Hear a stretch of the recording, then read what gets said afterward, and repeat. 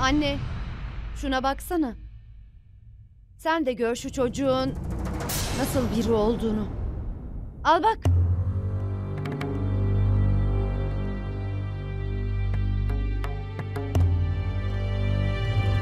O ne?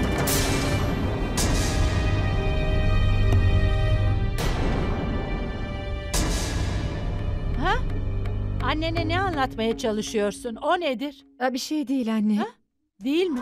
Bugünlerde çok şey saklıyorsun. Hiç olur mu? Bugüne kadar senden ne sakladım ki? Peki sen nereye gidiyordun? Göster bakayım bana.